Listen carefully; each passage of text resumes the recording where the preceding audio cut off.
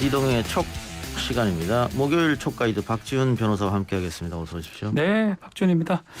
자, 공식 선거운동 첫날의 불의의 사고로 선거운동 전면 중단하고 빈소를 좀 지키고 있는 국민의당 안철수 후보 이야기인데요. 어제 이재명 후보 또 윤석열 후보 모두 빈소를 찾았는데 한 20분 정도 독대를 했던 것 같아요. 단일화 얘기는 없었던 것 같은데 어떤 얘기 했을까요? 단일화 이야기는 할 수가 없죠. 조문 자리니까. 예, 그렇죠? 그렇습니다. 네. 좋은 자리일 때 거기다가 안철수 후보가 본인이 최고 책임자로서 책임지는 위치에서 발인 때까지 자리를 지키겠다, 빈소를 지키겠다 했잖아요. 근데 거기서 단일화 얘기를 하면 정치적 메시지를 읽히니까 그런 얘기는 할 수가 없죠. 그래서 뭐 윤석열 후보도 그렇고 이재명 후보도 그렇고 뭐 위로하는 차원의 자리였다. 뭐 이렇게 생각하면 될 것 같습니다. 일어나지 말아야 될 사고라고 뭐 생각이 드는데 뭐 이거는 안철수 후보 잘못이라고 보기는 어렵고요. 예. 이게 이런 것도 변수가 될 수 있을까요? 선거 관련해서? 뭐 사실 안철수 후보가 지지율이 이렇게 많이 나오는 뭐 1, 2위 예. 후보였으면 뭐 영향이 있겠습니다. 그런 건 아니기 때문에 다만 이번 사건을 계기로 좀 우리가 안전 문제에 대해서 한번 다시 대선 기간에 생각해 봐야 된다.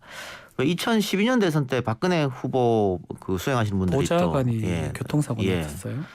뭐 또 그런 일이 일어나지 말라는 법은 없거든요. 네. 왜냐하면 대선 때 굉장히 바쁘잖아요, 스케줄이. 뭐 이번에도 이재명 후보, 윤석열 후보 하루 만에 서울, 대구로 왔다 갔다 했지 않습니까? 서울, 부산, 대구, 대전 왔다 갔다 했잖아요. 예. 그만큼 일정이 빡빡하기 때문에 뭐 과속할 수도 있고 해서 안전 문제를 조금 신경 써야 된다. 그런 말씀드리고 변수라고 한다면은 안철수 후보가 완주를 못할 변수가 이것 때문에 생길 수도 있겠다. 드랍. 예. 우리 소위 말하는 드랍. 예, 그러니까 단일화 과정을 거쳐서 단일화 협상이 아니라 어쨌든 굉장히 중요한 시간에 며칠 동안 선거 운동을 못했지 않습니까? 그렇게 되면 캠프 자체 분위기가 이제 가라앉을 수밖에 없고 지금 뭐 빨라도 내일이나 또 내일 모레쯤에 아마 선거 19일 운동을 정도. 네. 다시 시작할 텐데 그렇게 했을 때 다시 뭐 흥을 내서 선거 운동을 제대로 할 수 있겠느냐 또 지지율은 좀 빠지지 않겠느냐 뭐 이런 거 봤을 때는 그 중도 포기 가능성도 변수로 남아 있겠다. 요거 때문에. 예, 그렇습니다. 예. 뭐 그런 얘기가 저뿐만이 아니고 뭐 여의도 정가에서 조금씩 흘러나오고 있어요. 뭐 19일 정도 돼야지 최소한 재개가 가능한데 그러다 보니까 지금 그만두는 거 아니면 단일화 협상 이런 것도 좀 늦어진다고 봐야 되겠죠. 한다 하더라도. 단일화 협상은 그러니까 단일화 협상을 하게 되면 19일부터 이제 들어가잖아요. 그리고 단일화 협상을 하기에는 시간이 너무 촉박합니다 지금. 네. 안철수 후보가 본인이 먼저 단일화를 던지면서 조건으로 여론조사를 꼽았잖아요. 네. 그러면서 2, 3일 안에 답변을 달라 했단 말이에요. 벌써 훌쩍 지났죠. 그 시간은 지났습니다. 예. 지금상 협상을 하기에는 시간이 많이 촉박하다. 그래서 하려면 뭐 단판밖에 없는 거고 단판이 이루어진다면은 안철수 후보가 낙마하는 수밖에 없는 낙마하는 거죠. 방법. 예. 알겠습니다. 좀 지켜봐야 될 것 같고요. 유세 현장 이야기를 좀 해봐야 될 것 같은데 자 어제입니다. 국민의힘 윤석열 후보가 호남 유세를 하면서 정치보복 논란에 대해서 엉터리 프레임이다라고 반박을 했고요. 그러면서 위대한 국민을 현혹하지 말라라고 얘기를 했습니다. 이거 어떻게 보고 있습니까? 정치 보복 프레임이 어느 정도 먹혔습니다. 네. 그래서 여론조사가 출렁거리긴 했거든요. 그런데 정권 교체 비율이 워낙 강하다 보니까 또 정권 교체를 바라는 국민들의 의지가 워낙 강하다 보니까 다시 돌아간 것 같아요. 최근에 네. 보니까. 그래서 윤석열 후보가 굉장히 자신감을 지금 갖고 있지 않느냐. 그러니까 처음에 정치 보복 프레임이 빠졌을 때는 그 다음 날 내 사전에 정치 보복은 없다고 한 발 물러서는 모양새였거든요. 살짝 물러서는 모양새인데 사과는 정확하게 하지 않는 사과는 것 안 같아요. 했고요. 예. 지금은 오히려 역공이잖아요. 네. 역공을 펼치고 있기 때문에 자신감이 많이 붙은 모습이다. 게다가 정치 초년생 아닙니까? 정치 초년생이 유세 현장에서 수많은 사람이 내 이름을 연호하고 네. 환호하면 상당히 좀 흥분될 수밖에 없겠죠. 처음 겪는 일이잖아요. 네. 더더욱 태어나서 처음이니까. 그래서 뭐 출정식 비슷한 곳에서 뭐 어퍼컷 세레머니도 하고 네. 근데 지금 그게 보수 커뮤니티를 중심으로 굉장히 화제가 됐어요. 자신감 있어 보인다. 그러니까 오늘도 계속했거든요. 네. 앞으로도 아마 계속할 것 같습니다. 네.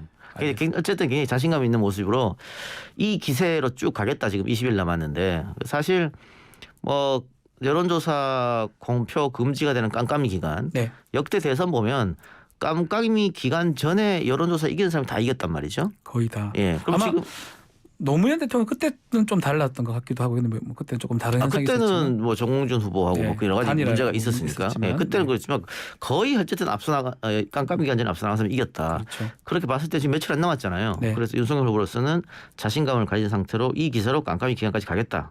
그런 전략 같습니다. 요 얘기도 해야 될 것 같아요. 그럼 결국은 문재인 대통령의 청와대 사과 요구를 거부한 것으로 그렇죠. 봐야 되겠죠. 이거는 지지율이 출렁거리고 많이 빠진다면 사과를 하겠습니다만 지금 지지율이 한 번 출렁거렸다 다시 회복되는 모양새이기 때문에 그렇죠. 사과하는 모양은 없을 것이다. 없을 것이다 앞으로도. 자, 이런 상황에서 노무현 전 대통령의 사이인 곽상원 민주당 선대위 대변인인데요. 특히 이제 윤 후보 발언을 반박하는데 요 내용이에요. 지금 윤석열 후보가 이명박 전 대통령 그 정치 보복 선두에 서서 우리 가족을 샅샅이 수사했다라고 만신창이가 됐다라고 하면서 그때 외환거래법 위반인가요? 그걸로 처벌을 받았었거든요. 요 발언은 앞으로 어떻게 될지 또 어떻게 보시는지. 이것도 정치 보복을 시사하는 발언이죠. 네. 그러니까 피해자가 직접 나서는 거지 않습니까? 정치 보복의 피해자 또 그 중에 담당 검사였다. 뭐 예. 이런 뉘앙스거든요. 예, 그렇죠. 그러다 보니까 이거는 민주 진보 진영을 결집하는 효과를 좀 노리는 겁니다. 그러니까 지금 보수의 결집은 거의 다 이루어졌어요. 끝났다, 그거는. 예, 정권 교체를 위한 사람들이 거기에 탁 붙어 있기 때문에 아무리 뭐 건진법사 이야기가 나오고 무속 뭐 이런 거 예. 소용없다. 뭐 소도축의 그 자리에서 김건희, 윤석열 이름이 있었다. 뭐 신천지 문제가 나오고 뭐 그 발 올린 사진이 나오고 하더라도 정권 교체를 원하는 사람 다 필요 없다는 거예요. 이 정권은 어쨌든 매를 들어야 된다. 바꿔야 네. 된다. 이 생각이기 때문에 안 먹힌단 말이에요. 그거는 이제 보수 진영 윤석열 후보를 지지하는 사람들의 결집은 될 만큼 됐다. 네. 그러나 진보는 아직 결집하지 않았다. 덜 됐다 결집이. 예. 그렇게 봤을 때는 이제 진보 결집을 위해서 각상원 변호사가 또 이렇게 이야기할 수 있는 것이죠. 예. 또 아마 효과는 좀 있으려고 봅니다. 저는. 그러니까 정치 보복 이것도 사실은 진보 진영에 아직까지 영향력이 그렇죠. 있는 주제라고 봐야 되겠죠. 그렇죠. 예, 예. 또 그것을 이제 불지피는 차원에서 그렇습니다. 박상원 변호사 얘기도 예. 뭐 일부 이해가 돼야 한다고 봐야 될 것 뭐 같고요. 샤이 이재명 이야기를 하는데 네. 그런 건 그 정통적인 친노 친문들 중에는 민주당 후보이긴 하지만 이재명을 지지할 수 없다는 사람들 있잖아요. 네. 그런 사람들한테 이재명을 찍을 명분을 주는 겁니다. 이재명이 안 되면은 우리는 정치보복 또 당할 것이다. 또 노무현 전 대통령처럼 그런 아픔을 겪을 수는 없지 않느냐. 그런 걸 다시 한번 상기시키는 그런 메시지였다고 보이죠. 조금 더 남아 있을 것이다. 예, 그런 예. 사람들이. 자, 다른 얘기 좀 해보죠. 자, 또 더불어민주당 이재명 후보는 어제 택시 단체들을 만나서 정책 협약식을 좀 가졌었는데 이런 얘기를 좀 했어요. 택시는 도시의 탄광이다. 이 얘기를 두고 야권에서는 직업 폄하한 거 아니냐. 뭐 막판에 하는 그런 거. 또 우리 또 YTN 라디오 청취자층이 택시 기사님들 많이 듣고 있거든요. 많이 들으시죠. 제가 택시 타고 다니는 경우가 많은데 거의 10중 팔구 듣고 계세요. 예, 그래서 저도 택시 타면 이 시간 거의 듣고 계세요 라디오를. 그 마스크를 쓰고 있기 때문에 얼굴은 못 알아보는데. 전 제 목소리가 너무 특이해서 사투리가 있으니까 보면 바로 쳐다보면서 박준 변호사 아닙니까? 맞습니다. 이렇게 얘기를 합니다. 예. 저도 택시 타서 어디 가자고 막 이렇게 얘기한다거나 네. 이렇게 뭐 기사님이랑 얘기하면 바로 이렇게 네, 하시는 목소리가. 예. 기사님들이 많이 들으시고 뭐 저희한테 굉장히 감사하는 그런 분들인데 글쎄요 지금 국민의힘에서 이재명 후보가 이야기한 택시는 도시의 탄광이다. 일단은 이게 왜 나왔는지를 좀 봐야 어허, 되잖아요. 예. 택시 기사들의 처우라든가 그런 문제가 상당히 안 좋지 않습니까? 또 직업적 인식이라든가 그런 문제를 언급하면서 이제 고치겠다 이런 거였는데 국민의힘에서 이제 말꼬투리를 잡는 형상인데 택시는 도시의 탄광이라고 그랬다고 직업 폄하다고 하면 그러면 탄광에서 일하시는 분들은 뭐가 됩니까? 그분 더 폄하가 그건 더 되는데. 폄하가 됩니까? 그러네요. 그 저희 아버지도 탄광에서 일한 적이 있으신데 네. 강원도 태백에서 그럼 어떻게 되는 거지? 그런 분들이 예전에 꽤 많았어요. 지금은 이재명 좀 적지만 네. 이재명 후보 아버지도 탄광에서 일하셨어요. 일했던 경험이 있다고 예. 그러죠. 네. 근데 택시는 도시의 탄광이라 했다고 직업 폄하라고 하면 탄광 관련 일하시는 분들은 어떻게 생각할까? 그런 또 제가 이게 전체 맥락을 좀 보니까 질문을 하더라고요. 질문 자체가 일단은 우리 택시를 탄광이라 하는데 어떻게 보십니까라고 이 후보님 하니까 이 후보는 이렇게 얘기를 했기 때문에 사실은 만약 이걸 처음부터 꺼낸 말이라면 또 달리 볼 수도 있지만 그러진 않았던 것 같아요. 게다가 지금 택시 업계가 왜 더 힘드냐. 그리고 기사 모으는 것도 굉장히 어려워요. 그렇죠. 지금 기존에 있던 기사분들도 다 택시를 관두는 그런 상황인데 처우가 너무 열악하지 않습니까? 네. 뭐 산학금제도도 뭐 아직 있다고 하고 너무 힘들죠. 게다가 요즘에는 배달 어플이 발달하다 보니까 배달 기사들이 굉장히 많은 돈을 번다. 그런 얘기가 계속 언론을 통해서 나와요. 네.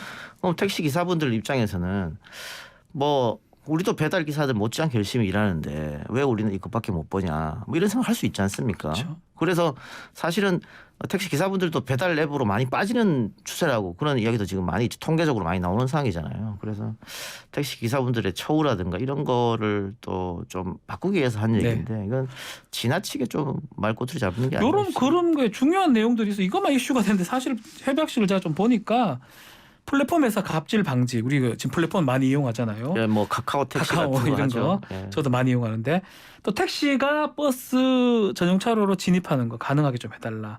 전기 택시로 전환해달라. 이런 것들은 좀 의미는 있었던 것 같은데 주목은 못 받았던 것 같아요. 그러니까요. 이게 그러니까 원래 우리 언론도 사실은 조금 문제가 있는 게 이런 정책 협약식에서 어떤 이야기가 나왔고 실현 가능한 공약은 무엇이고 지금 택시업계에서 가장 원하는 정책들은 무엇이고 그렇죠. 이런 것들 좀 써줘야 됩니다. 이런 것들 이야기해서 세상이 좀 바뀌도록 해야 되는데 택시는 도시의 탄광이다 이렇게 말했고 상대 정당에서 이거는 직업 폄하다. 택시기사 폄하한 거 아니냐. 그러니까 그거를 제목으로 따서 싣잖아요. 물론 그렇게 하면 자극적이고 하니까 기사를 클릭을 유도하기는 쉽겠습니다만 우리 언론이 진정으로 나아갈 길은 그게 아니죠. 아니다. 네. 자, 국민의힘 얘기도 좀 해보죠. 자, 국민의힘 원팀의 마지막 퍼즐이라고 할 수 있는 유승민 전 의원 오늘 윤석열 후보하고 회동을 가졌는데 뭐 시기가 너무 늦은 거 아니냐 이런 얘기도 있고 어쨌든 간에 원팀 퍼즐 됐으니까 시너지는 있을 것이다. 이런 뭐 전망들이 기대가 있는데 어떻게 보십니까? 유승민 전 의원은 뭐 경선 끝나고 나서 가타부타 거의 한마디도 안 했지 않습니까? 네. 딱 한 번 이야기했던 게 SNS를 통해서 김건희 씨가 뭐 유승민도 홍준표도 다 굿한다.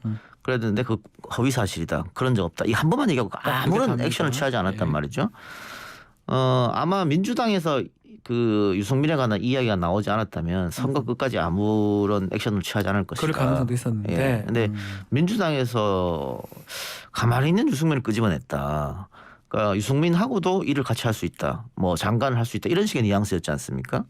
물론 뭐 국회의원 개인 한 사람의 의견이었다고 합니다만 그게 기사화가 많이 됐으니까 그러면 당연히 국민의힘 쪽에서는 또 보수를 지지하는 사람들 쪽에서는 유승민 전 의원을 의심의 눈초리를 볼 수밖에 없어요. 그렇죠. 민주당하고 가려고 저러는 거야? 그래서 만나고 지금까지, 있나 이런 얘기를 할 수 있겠죠. 그래서 지금까지 안 도와준 거야? 이렇게 되지 않습니까? 게다가 유승민 전 의원은 박 전 대통령하고 대립각 세우면서 배신자라는 이미지가 아직 조금 남아 있단 말이에요. 그렇죠.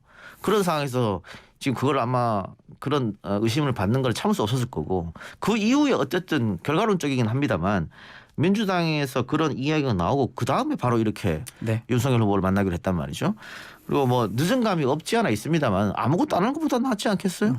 유승민 후보 지지층이 또 있을 테니까. 그래서 국민의힘으로 또 윤석열 후보로서는 마지막에 홍준표, 유승민 의원이 원팀에 합류했다. 네. 나쁘지 않은 거죠. 특히 지금 홍준표 의원은 뭐 SNS에서는 뭐 적극적으로 도와준다고 볼 수는 없겠습니다만 어쨌든 거리 유세도 함께 유세 하고 현장, 있잖아요. 대구 유세 현장에서는 뭐 많이 얘기도 하고 그러니까 있거든요. 이준석하고도 함께했고 윤석열 후보와도 함께했기 때문에 실질적으로 함께했다고 보이는 거고 민주당도 뭐 유승민, 홍준표 의원보다는 빠르게 원팀이 됐습니다만 사실 민주당도 늦었어요. 사실상 늦었다. 그러니까 민주당이 국민의힘보다 지지층 결집이 안 된 이유 중에 하나도 경선에서 2등한 이낙연 전 대표가 합류가 좀 늦었다. 그렇죠. 그런 건 없지 않아 작용한 겁니다. 결국 뭐 이 작가 지금 얘기에 따르면 민주당이 이 회동을 도운 꼴이다. 그렇죠. 그래 봐도 무방하다 이런 거네요. 뭐 그래서 정무적으로 조금 그 발언은 안타까웠다. 그래서 뭐 다음 날 뭐 우상호 의원이라든가 그 일개 의원의 의견일 뿐이다라고 얘기했습니다만은 어쨌든 간에 그다음 뭐 이게 뭐 오비락인지 어쩐지 알 수는 그렇죠. 없지만 어쨌든 간에 다음 날 자 만나고 있다. 그러니까 그것도 그렇습니다. 지금 그 유승민 의원 발언도 그렇고 이재명 후보가 통합 정부 계속 얘기하니까 또 다시 안철수 후보도 함께할 수 있다는 얘기 나오잖아요. 그렇죠. 안철수 후보는 이미 윤석열 후보 쪽에 단일화 하자고 먼저 손을 내밀었지 않습니까? 조건을 제시하면서 손을 내밀었습니다. 근데 거절당했다고 네. 이재명 후보 쪽으로 오면 그게 명분이 있습니까? 정치는 명분으로 하는 건데 그럼 우리 국민들이 안철수가 이재명이랑 손잡았으니까 안철수 지지하는 사람들 이재명 찍겠습니까? 그럴 일 없어요. 그러니까 1 더하기 1은 2가 아니고 마이너스가 될 확률이 있다는 게 바로 이런 겁니다. 그러니까 이제는 더 이상 안철수 후보 쪽에 뭐 러브콜을 보내면 안 되는 민주당 거예요. 입장에서는 그렇다. 그럼요. 예. 그 마이너스 짓을 지금 자꾸 하고 있는 거예요. 예. 이게 과거 정치 그러니까 SNS라든가 뉴미디어가 발달하지 않았을 때는 어떻게든 덩치를 모아서 나아가는 그게 유효했지만 지금은 그렇지 않거든요. 아니다. 예. 그래서 민주당이 할 일은 오히려 지금 김동연 후보 정도 이 외에는 힘을 합칠 사람이 아무도 없습니다. 없다. 심상정 후보도 같이 안 해요. 끝까지 뭐 완주할 걸로 보입니다. 예. 특히 심상정 후보는 엊그제 워딩 한번 보십시오. 다 이재명 후보를 공격하는 모양. 전부 이재명 공격하는 거예요. 네. 그러니까 윤석열 후보 공격하는 거 없었습니다. 다 이재명 공격하는 거였습니다. 또 다 민주당 공격하는 거였습니다. 그게 왜냐하면 심상정 후보로서는 표를 얻을 수 있는 데가 보수 쪽 손벌려서 표 못 얻습니다. 그렇죠. 어쨌든 진보 파일을 공략해야 표를 얻을 수 있기 때문에 계속 이재명 후보하고 민주당 쪽을 공략하는데 그러면은 심상정과 이재명이 함께 할 수 있겠습니까? 못합니다. 어렵죠. 그러니까 통합정부라는 얘기 전체적으로 중도를 공략하는 건 좋은데 구체적으로 그러면 우리 국민도 함께 할 수 있다. 심상정도 함께 할 수 있다. 안철수도 함께 할 수 있다. 다 불가능한 얘기예요. 불가능한 얘기를 뭐하러 합니까? 이건 필요 없는 얘기입니다. 제가 봤을 때 김동연 후보하고도 쉽지는 않을 것 같아요. 네. 지금 뭐 선거운동이 시작됐기 때문에요. 그렇죠. 그러니까 후보 등록하기 전에 어떤 뭔가 했었어요. 뭔가 했어야 된다. 근데 지금은 이미 후보 등록을 해버렸고 뭐 김동연 후보도 기타급 날릴 각오하고 하는 거 아니겠어요? 그렇죠. 예. 그러면 기타급 뭐 3억인가 그럴 거예요 아마. 예. 3억인가 5억인가 그럴 5억인 겁니다. 그렇죠. 예. 예. 자 마지막으로 내일 있을 방역 조치는 어떻게 좀 선거 영향이 있을까요? 내일 아마 원래 방역 당국의 생각은 조금 언론에서 예상하는 것보다는 조금 더 풀자는 생각이었던 것 같아요. 그러니까 네. 언론이 엊그제 보도한 것은 지금 8인 10시였어요. 그렇죠. 예. 6인 9시지 않습니까? 네. 6인 9시인데 이것을 8인 10시로 풀겠다 이거였는데 그렇죠. 원래는 이것보다 조금 더 느슨한 방역을 원했던 것 같은데 엊그제부터 갑자기 확진자가 폭증한 거. 폭증했지 않습니까? 2배로 폭증했죠.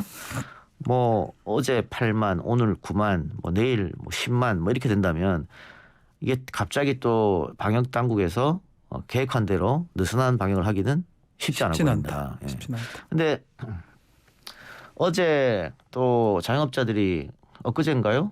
또 광화문에서 모여서 시위하고 삭발식하고 머리카락을 청와대로 보냈는데 다른 나라처럼 돈을 풀지 않으니까 그렇다면은 영업 제한 시간만 해도 좀 풀어달라 이거지 않습니까? 너무 어려우니까. 예. 근데 지금 델타와 오미크론은 좀 다르니까 델타 때는 이해했다.